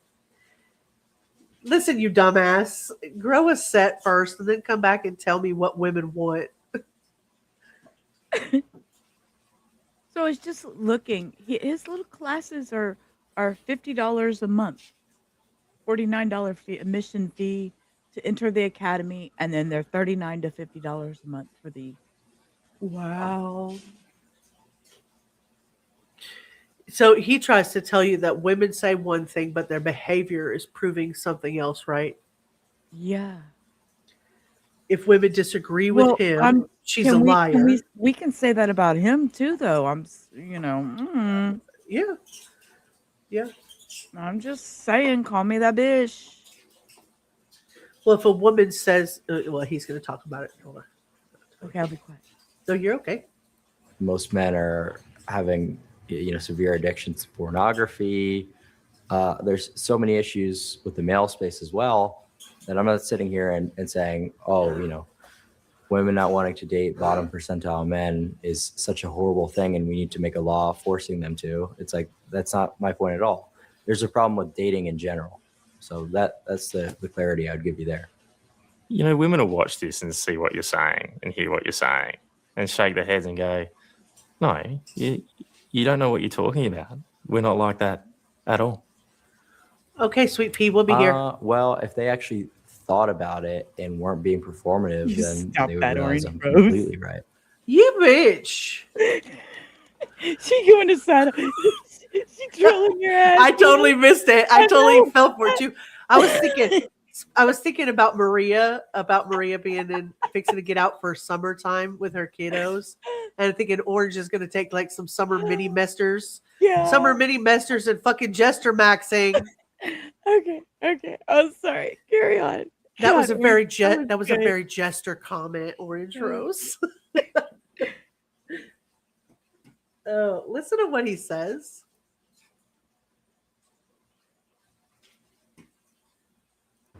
Well, if they actually thought about it and weren't being performative, then they would realize I'm completely right. Performative. Mm-hmm. Yeah. What do you mean by that? Mm-hmm. Yeah, bitch, listen.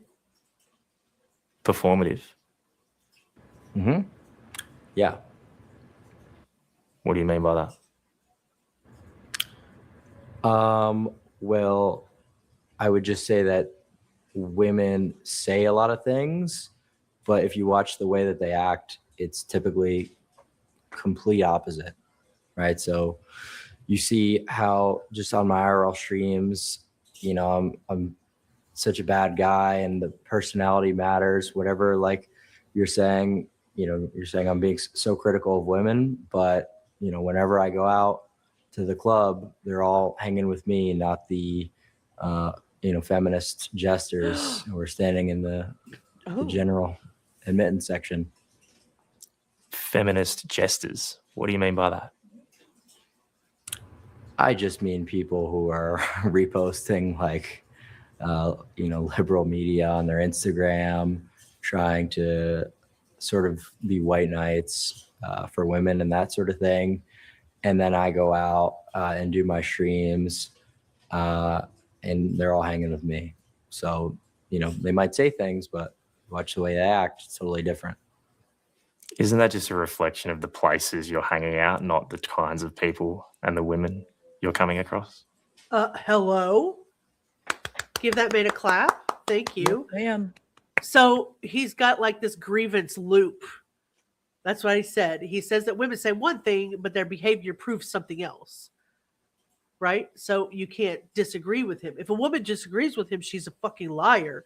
And if a woman says that personality matters, obviously she's performative because at the end of the night, she's going to take her clothes off for me. And if a woman is around me at a club, that proves that women want the status and the looks that I got. And if a woman rejects him, that proves hypergamy. Are you fucking stupid? Every possible outcome is evidence for his belief. Right. He uses every possible outcome that can come up as evidence of this is why I'm right. Your bias is showing, brother. Must be nice to be right all the time. Well, and he's using club behavior as if it explains all women in a class. Mm-hmm. Not all women who go to these clubs are all out for ass pats, accolades, fucking status maxing. Some people like to go to a casino and freaking gamble. Mm-hmm. I don't know. Some people go to clubs to dance, to listen to music. I don't know.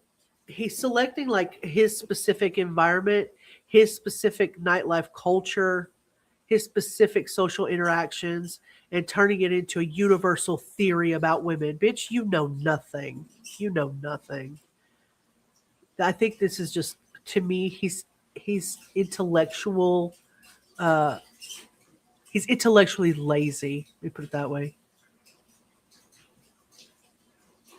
You work online, bitch. Go get a real job. I don't know. I'm sorry. But I mean, I'm online and I'm here talking to you guys, but I'm not like status max and I'm not IRL maxing and doing all this. Right. You don't see me walking around with the camera all day long, showing you every moment of my life and y'all. I mean, that becomes a bit much, but I mean, that's where they're making this money too. And I'm just, yep. You have this dude, 20-year-old dude looking in the camera saying, you are not crazy. The world is really rigged against you, brother.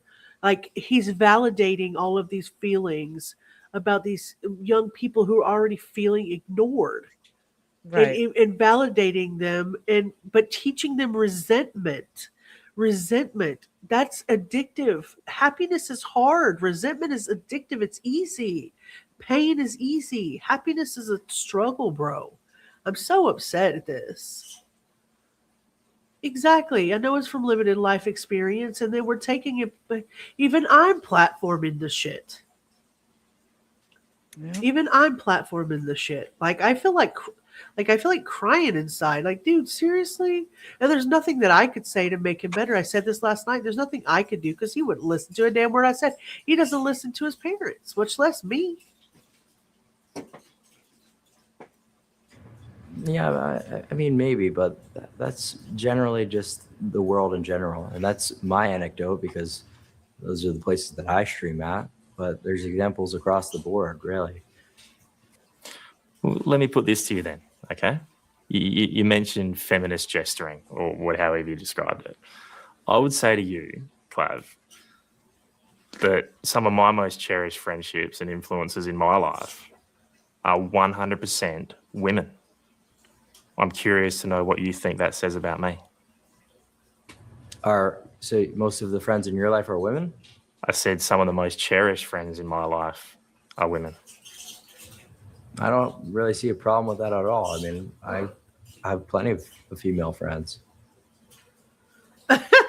You missed the point, Clav. Yeah. Women would listen, though, to what you're saying and consider it misogynistic and sexist. Are you those things? Would they really? I mean, I just also called out the state of men in 2026 with OnlyFans subscriptions, pornography addictions, financially. I mean, let's not be an asshole, Clav. You just opened up your own OnlyFans institute where you are employing girls under your lead to work for OnlyFans and paying them $1,000 allegedly to be on your show and be around you. So people Right. naturally wanted to be around you because your looks maxed as fuck. Why are you having to pay these girls $1,000 to be on your show? Allegedly.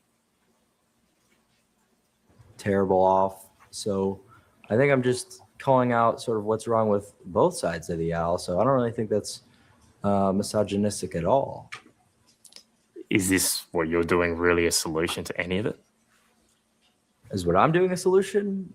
I think it's sort of the best option that people have nowadays, because it's a lot easier to sort of ascend and transform your life through looks than becoming like a media star or some sort of, millionaire to be able to start getting girls. So that's How many of the people that are here watching this think that you become a millionaire to get girls? Those people have the same thing in mind as you. They want to become a millionaire because they like the money. They like the money, and it's flashy to them. And at a young age, it's becoming. They all I want to be a millionaire. I'm 45. As you say, even at my age, I'd love to be, but I'm not unrealistic. And Exactly, it's Teresa. not something at this moment that I'm like, oh, I'm 54. Let me just change my life around and I'm going to strive to become a millionaire. Well, I'm let's sorry. let's It's not talk realistic to me. Let's talk realistically, though. Some people, not to mention any names, have been up or more affluent in their lives, in past lives, than some are currently. Right. So you could see from a different angle. Money is attractive. You do achieve a status when you Right. go to these places where you are more affluent. You tend to do things in a higher status when you have money. And I think I can see what he's saying is, well, it would be a whole lot easier if you were just one, either genetically good looking or, looks maxed in order to get where you need to be to have that status to make that money easier instead of fight your whole life, to be a millionaire. Yeah, but the happiness during Exactly. that time compared to how anyone in that kind of status has changed their life and is now living their life, maybe there may be more there. There's a class that you have to sign up for, Cindy. I'll have to send you the link. Actually, we probably wouldn't qualify because our growth platelets are already closed. So we'd have to go through extreme measures. I'll inject your face later. That's why I advocate for Looksmaxxing. Absolutely. Because really anyone could do it. I missed it. Do you think you're making the world a better place? I do. How? Well, I'm sort of informing people and giving them that. Shout out to Shorty. Hey, Shorty. Well, thank you, Shorty. 38. Thank you, 46. Shorty. Am I the only one who thinks all he is a pretty city boy? I mean, I'll be factual. The interviewer is much better looking. Clavicular is a 20-year-old young man. I don't find him attractive to me. I find him to be young and like he has potential when he gets older if he'll just leave his body alone and keep going on the healthy side of things. I think he has potential to be a good-looking man when he gets older. But all of the rest of it is very dodgy. Yeah, well, he's admitted to it, Shorty, so you're not wrong. And just in my little back end research looking for pictures of both of his parents, I can only find a picture of his father. And, he's a average looking guy, nobody to write home about, no Bruce Jenner turned, nothing, extravagant that's, we're not talking anybody that needs to be put up there. You know who I think his dad looks like? Who? Mr. What is Hit True Crime's husband's name? I did too. I wasn't gonna say that. Dr. John. Dr. Babe. I mean, he's a handsome man, but that's just me being the average woman saying he's the average looking man. I'm not, and they don't show a picture of his mom in that article I looked. Oh, is that the one you looked at? Yeah, that was the one I of looked his at. mom. And I was looking, I can't find any of his mother. So. I said the question I asked is what Do Clavicular's parents? Excuse me. Was it due earlier? And I thought I saw a picture, an image of mom. Is that her? Is that her? I don't know if it is for sure. No, it doesn't. I'm not sure. It says parents. I don't want to click on that, but yeah. Yeah. Oh yeah. Apparently it says mom. Okay. So that's his mama. She's a pretty girl. Yeah, she's. Yeah. I mean, his parents are not. There they are. Yeah, his parents don't. They're not bad looking. His dad looks totally different right there than the other picture you showed. yeah. Did he hire an internet mom and dad? Right. Because that does not look like the other picture of dad. Yeah. He totally hired a dad. Look at that. This picture down here, the bottom right, is him before. Mm-mm. Yep. He was 14. He's gonna have Right. pimples and There's going to be changes crap. anyways, even being 14. There was still going to be changes. So Yep. I It just says don't, he's I don't withered. approve. I don't approve. Well, he's gone through some visible like transformations too, because he does not look like that anymore underneath his clothing. So I don't know. He did like he's like this average guy with a few muscles in his arms. He doesn't even go to the gym anymore, he says. But yeah, I don't know. This guy's a whole thing. This is your picture of my big brother. Oh, I'd love to see that. He's a boy. He's a boy. That key piece that they were looking for on why their life might not be going in the direction that they wanted to. What do you think is more He's important? looking directly in the camera as he's speaking. Good, Right? or just being Getting kind nerves. around you? More important in terms of what? You're gonna just have to It's more specify. important for all of us. More important for, like, you know, your personal ethics, or Answer the like, question, Joker. you know, some sort of thing that you're trying to achieve. Like, are we talking about, like, you know, getting women, getting friendships, what? Would you think you'd be giving a better service? I'm thinking from like a results driven perspective, so you're gonna have to clarify that a little bit better. Wow. Do you think you would be doing more for your community, for the world, by just being nice and pleasant to the people beside you or online? Bro, he does not give a Uh-uh. shit. Nope. He does not give a shit. That's like the monetization part of it, right? And every influencer in the space should have to answer that. If you're, and we've talked about, you know, if your audience is very young or insecure, all these lonely, socially struggling, you know, body obsessed boys desperate for some kind of a status, like it doesn't, you know, it doesn't mean that every creator is exploiting people, but he is. Like, he's not showing that kindness is any better than. Right. We know creators that do the same thing, but in a different fashion and form. Yeah. I just You think know, that creators and it- have a heightened duty you of ha- care. if Right. that makes sense. You as a creator and I as a creator have a respectable boundary that we shouldn't be crossing. Yeah, And to me, I this is crossing a boundary. agree. Introducing this as something that is okay is not okay.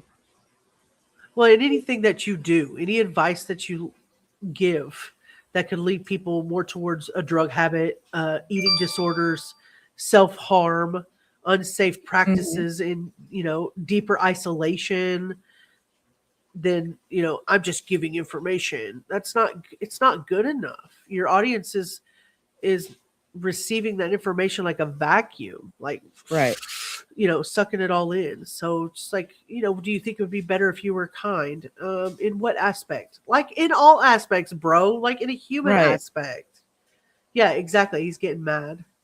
Yeah, he believes that half the population are stupid and don't matter. Everybody is more prone to, issues than he is. He's already status max. He's not worried about nothing.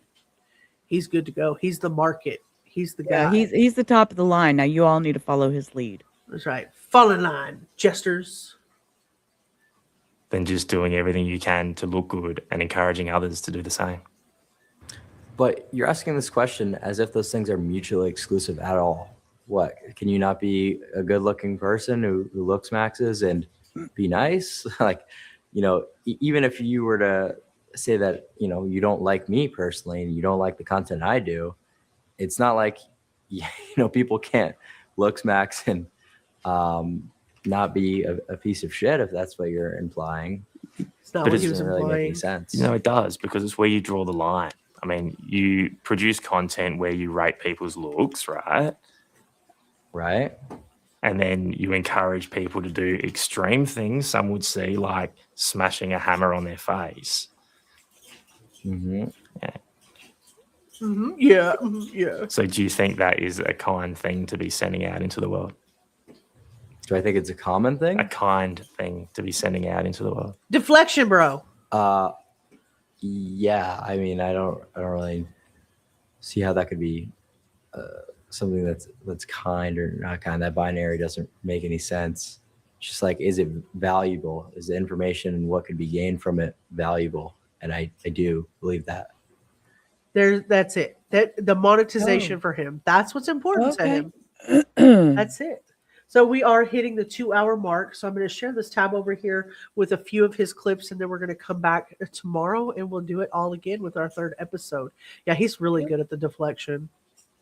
Really freaking good at the deflection. So this right here, the wise young man that he is, gets choked out and starts seizing on stream, because it's really smart to let your friends do that to you. Turn them over. Oh, on a live stream. Good job. He's good. He's good. Dude said he's dead. He's dead. Come here. Turn to the side. Turn to the side. Oh my god. Turn to the side. Come here. So right before you see this, you see the guy behind him with his hands around his neck, choking him out. That sounds like a very mature thing to do. Mm-hmm. He Yes. sits there in this interview and plays that holier than thou fucking attitude above anything else. And then that's what you do. You know, that's what you do. I ask you, This is the next thing today. They really like played him. Oh, I haven't watched this. you're So. sexually active, yeah? Yeah. Can I ask you, how important is it to you to also make the girl have an orgasm? Not important. How come? Well, because, you know, the amount of extra effort that's required to do that is just not going to really have much ROI. So, See, they clown him. so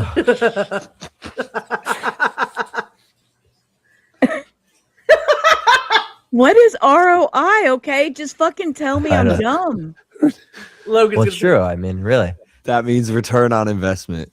Stop it. Get the fuck out of here. So a woman Girl.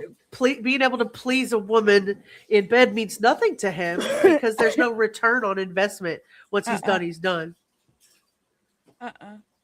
What? I'm in shock. Oh, I'm gonna go do the right thing and fuck off. I haven't heard this. This is brand new. You get, yeah. He's third wheeling. I feel really bad intruding your date. I feel awkward now. Oh yeah, you're definitely third wheeling. Yeah, I mean, just tell me. You get. Yeah, I'm gonna do the right thing and fuck off. Oh no! Hey, enjoy everything. my bad. I didn't think so.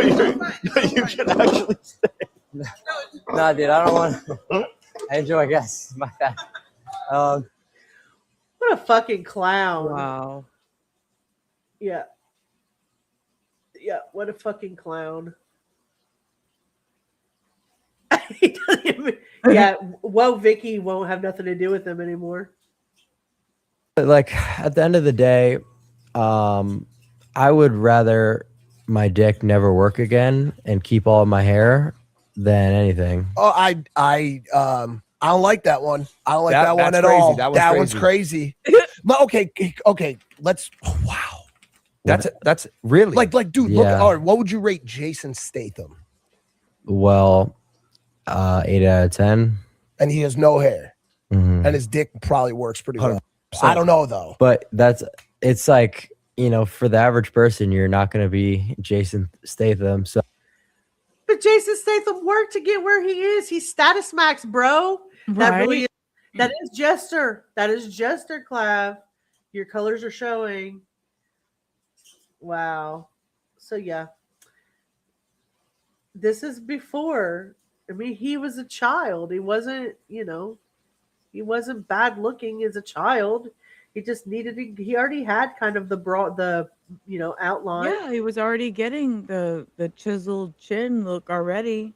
Yeah, had to lose the baby fat and grow up a little bit. Like, is he really doing all of the stuff to get where, is he really doing this stuff?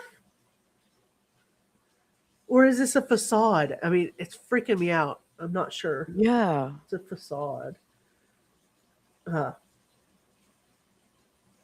I haven't seen this one. Okay. That was interesting with her. That was very interesting. Did you make her cry? Oh. No, he didn't make her cry. She looks like she's crying. She gave very good. Well, I don't know. Maybe she did. He was giving her very good advice. Or not, she was giving him good advice. Let me. I was going to say what? Taking peptides and they don't even know the long-term effects or like we what. do. They're well researched. That Retta is amazing for your health. It's good for longevity. But obviously. Have you thought of starting your own peptide company? No, I haven't thought too much about it. I know somebody that I'd like to introduce you to. They just launched a company called Feel Peptides. Yeah, probably a Cope. But they white label for like. Yeah, that's exactly so. It's Cope, so it's from China. It's garbage.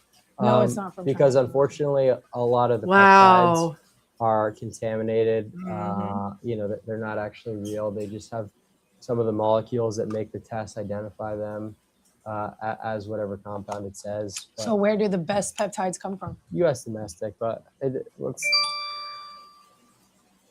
So he's so freaking rude. Yeah, extremely. Is that Lily? I'm not sure. Yeah, it is. It's Lily. Yeah. And then he turns around and kisses the other girl right in This front is of the him. girl in red right in front of her. Which yeah. is this is his girlfriend, who is allegedly with child from the infertile young one. Okay. We'll see what happens. So, wow. Anyways, we'll go back through and do the third part tomorrow. But this is that. Welcome back. Did you sign up for your class? You sign up for your classes? So I think we're Jester maxed to the max today. We ended off at 30 minutes and 54 seconds. I am going to put this in here. If anybody that wants to go ahead and finish it is welcome to do so. Otherwise, we will be back tomorrow again to go And he's through the very rest of handsome, this. Cindy. Yeah, and then tomorrow we'll do the series with Pierce Morgan. Yes, we'll have to kind of. I'll have to kind of stop talking and speed through some of this. I don't want to bore people to death. I just find it to be highly interesting the way that the shift has come by. Like, we're just right. Oh, your brother is good looking. What a cutie! That's natural. That's natural. I love that. Look at this. Oh, what a cutie. I'm sorry that you lost him so young. Wow. Yeah. Oh, thank you for sharing that with us. I really appreciate that. Thank you. Tonight we're going to end, as always, with our little song in the background. We will see you all tomorrow night at 7:30 Central Standard Time. We'll be right here with you all the way. And I think Rubber's going to take the lead for Pierce Morgan tomorrow. So we'll be on both platforms, or on not on both platforms, on dual streaming on both channels again for the third night. I really appreciate you guys. Anything else, Rubber? Nothing. All right. Peace. Thanks. Rubber thanks out. Thanks for hanging with me, babe. Awesome.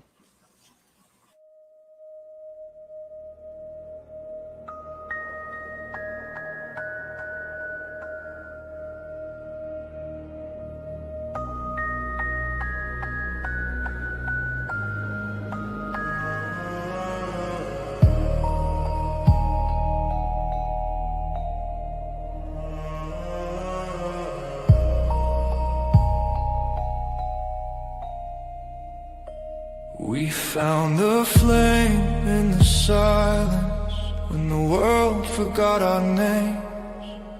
Whispers turned to promise. In the dark we stayed the same. Ashes carried stories, falling stars and sleepless nights. Every scar became our glory, every shadow fed the light. We are the ones who guard the fire, through the smoke and through the fight. Bound by truth, by heart, by wire. We keep the echoes burning bright. No crown, no fame, no higher name, just sparks that cut the endless night. We are the guardians of firelight.